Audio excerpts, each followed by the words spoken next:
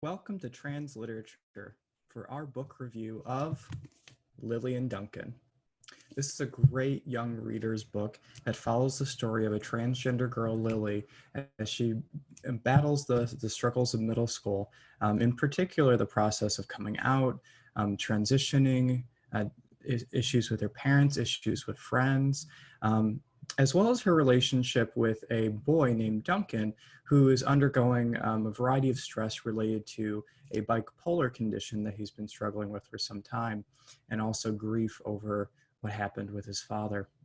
Something that I find significant about this story is even though it very much tackles head-on the issues of mental health, as well as topics related to being a transgender youth, it also looks more broadly at what it likes other concerns that middle schoolers might have.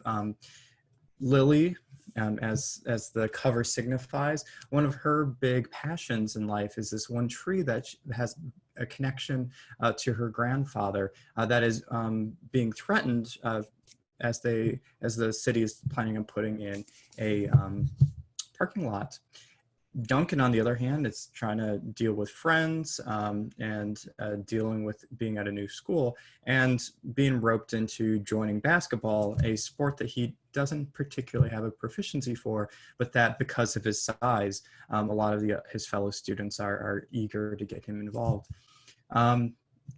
The side characters are also wonderful.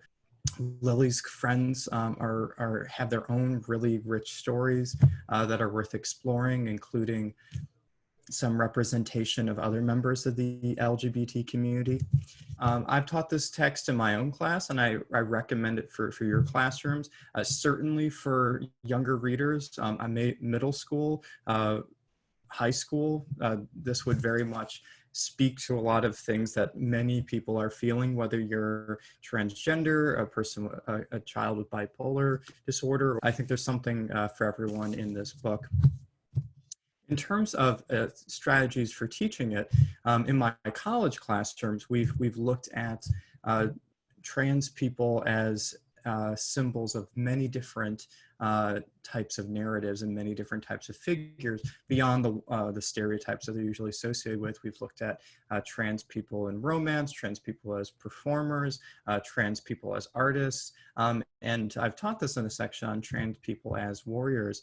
And even though there's not a lot of combat in terms of, fortunately, relatively little violence, though there's certainly bullying that happens in this book, the fact that Lily's story really climaxes around trying to save this tree and speaks to the fact that maybe one day she might be an activist for environmentalism or the preservation of the natural world, goes beyond just being a story about gender or just being a story about mental health into issues that speak to a wide array of what it means to be a human in this world. And as an example of very accessible transgender literature, I would give this text a 4 out of 5. So if you get a chance, check it out, Lily and Dunkin. Let's continue reading.